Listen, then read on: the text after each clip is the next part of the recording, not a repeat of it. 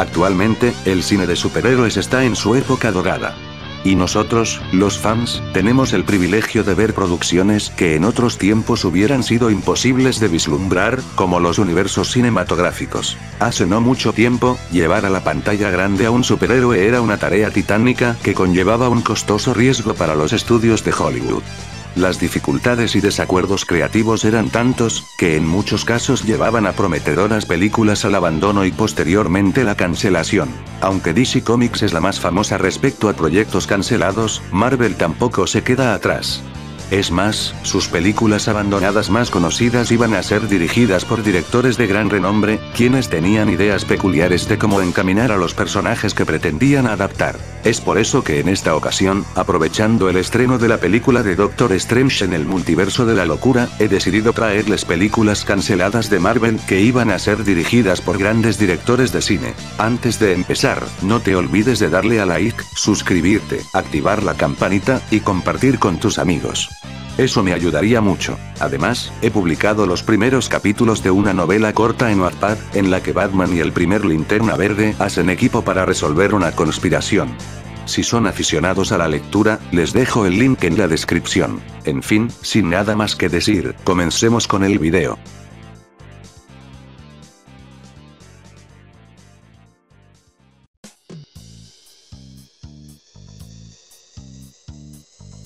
Si algo ha dejado claro el director de culto Quentin Tarantino gracias a películas como Pulp Fiction, Jackie Brown y Django Unchained, es que es amante del género Black Exploitation.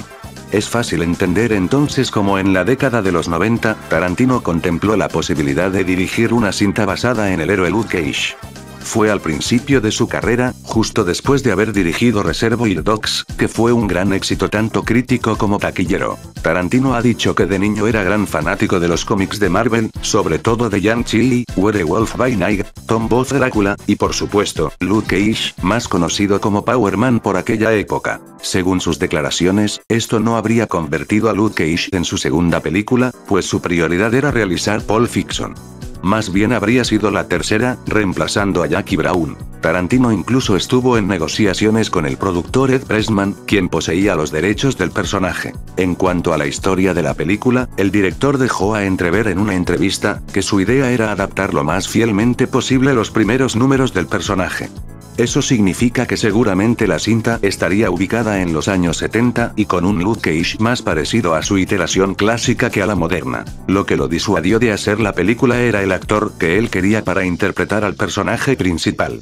Tarantino deseaba que Larry Fishburne encarnara a Luke Cage, ya que lo consideraba el Marlon Brando afroamericano. Sin embargo, sus amigos fanáticos de los cómics le decían que la mejor opción era Wesley Snipes, ya que era más fiel a la apariencia del personaje en los cómics según ellos. Irónicamente, este actor años más tarde terminaría encarnando a Blade el cazavampiros, otro personaje de Marvel Comics. La discusión sobre el tema se volvió tan pesada, que Quentin decidió abandonar la idea de hacer la película, pues no quería seguir discutiendo con sus amigos sobre el tema. Una razón un poco tonta a mi parecer, pero bueno, nada se le cuestiona a nuestro dios amante de las patas. Es interesante preguntarse cómo esta película pudo haber afectado a las adaptaciones de cómics de haberse llevado a cabo.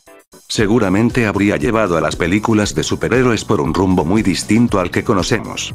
Además de eso, el gusto de Tarantino por la ultraviolencia podría haber convertido a Luke Cage en la primera película de superhéroes con clasificación R de la historia. Por último, posiblemente Jackie Brown nunca hubiera llegado a realizarse.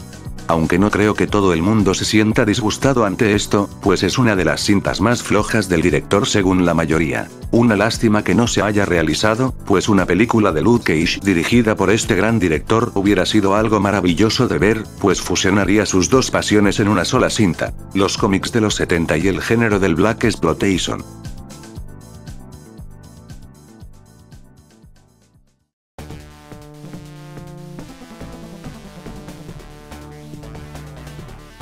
El aclamado director David Fincher, autor de grandes películas como El Club de la Lucha, Seven, Red Social, o La chica del dragón tatuado, estuvo entre los candidatos para dirigir una película de Spider-Man después de que la cinta de James Cameron fuera cancelada. Esta elección es algo peculiar, ya que a pesar de realizar películas aclamadas por la crítica, David Fincher nunca se ha caracterizado por ser un director que genere éxitos en taquilla. Dicho esto, y aunque su estilo se amolda mejor a personajes como Batman, Fincher fue considerado como director de Spider-Man no una, sino 2 veces.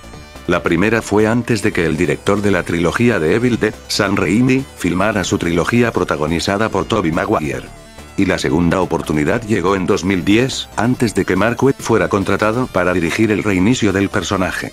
Pero ¿cómo era la visión que este gran director tenía para el trepamuros?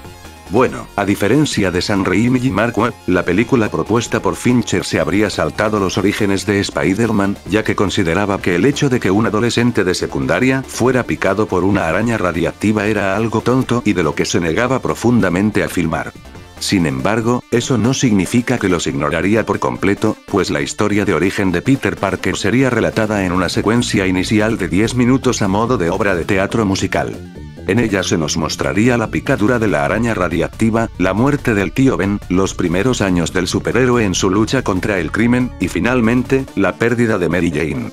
Fincher nunca detalló a qué se refería con este último punto, pero teorizó que no nos mostraría la muerte de la pelirroja como alguno podría pensar en un inicio, sino que Peter rompió su relación con ella debido a su deber como Spider-Man. Aunque hoy en día esta decisión de saltearse el origen sería más que satisfactoria, para finales de los 90 era algo muy arriesgado, pues no todo el público estaba familiarizado con el personaje.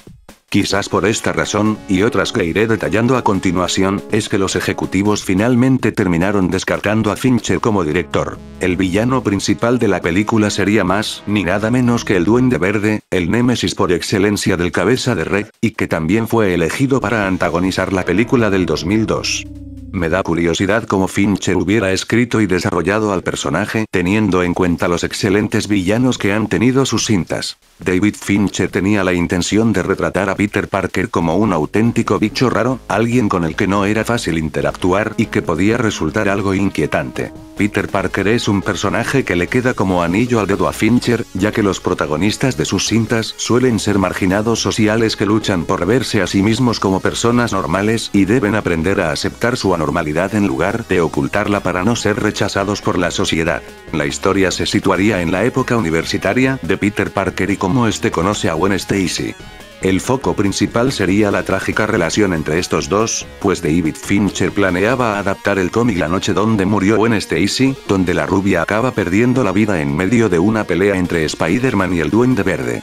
La película terminaría con Peter abandonando el manto de Spider-Man, abrumado por la pérdida de su amada. Aunque Amazing Spider-Man 2 adaptó este evento, seguramente Fincher lo habría ejecutado mucho mejor, haciéndolo aún más memorable.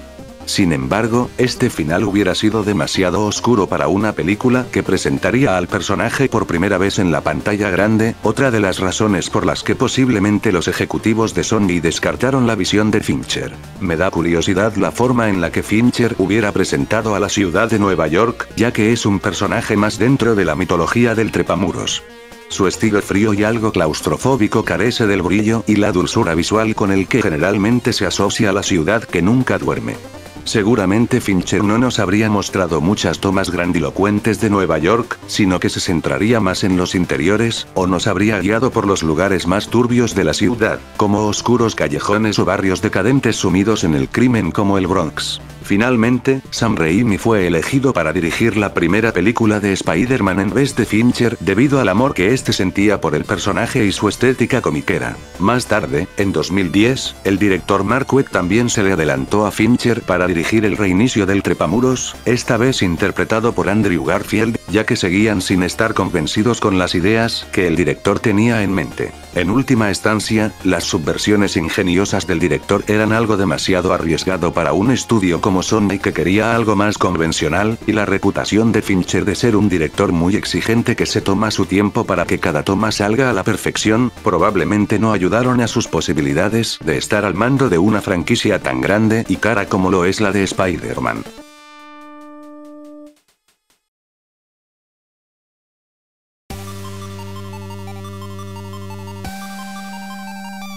Si bien Benedict Cumberbatch es un gran actor, hasta ahora, su versión del Hechicero Supremo no es tan psicodélica o mística como a los fanáticos del personaje les gustaría. Entonces, ¿qué dirían si les cuento que pudimos haber tenido esta visión más apegada a la esencia de los cómics clásicos de las manos del gran Guillermo del Toro?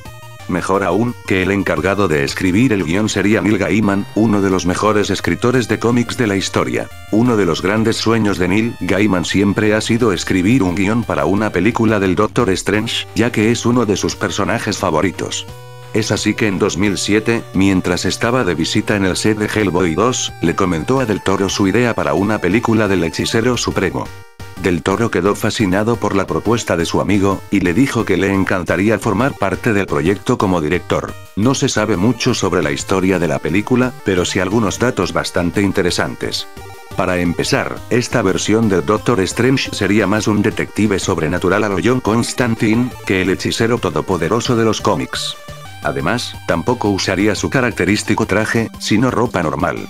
Coincidentemente, en 2011, el artista Sean Murphy le presentaría a Marvel una propuesta similar para un cómic del Doctor Strange, pero también sería rechazada. Clea, la amante del Doctor, también aparecería en la cinta y tendría un rol importante, ya que es un personaje que a Gaiman le encantó escribir mientras realizaba el cómic Marvel 1602. De hecho, el guión tomaría muchos elementos de ese trabajo, aunque se desconoce cuáles. El propio Del Toro le presentó la idea a Marvel, pero lamentablemente, fue rechazado por motivos desconocidos.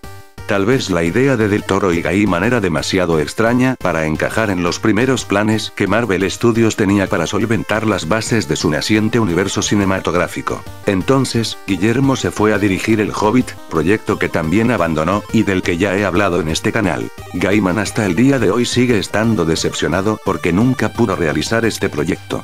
Y para ser honesto, creo que todos lo estamos. Neil Gaiman es un gran escritor cuya especialidad suele ser la fantasía urbana, que engendró historias como American Gods, Coraline, o su obra más conocida, la serie de cómics Sandman. Por otro lado, Del Toro tiene un buen ojo para los efectos prácticos, que le ayudan a dar vida a universos de fantasía llenos de magia. El talento de ambos artistas podría haber resultado en una de las adaptaciones de superhéroes más asombrosas de todos los tiempos.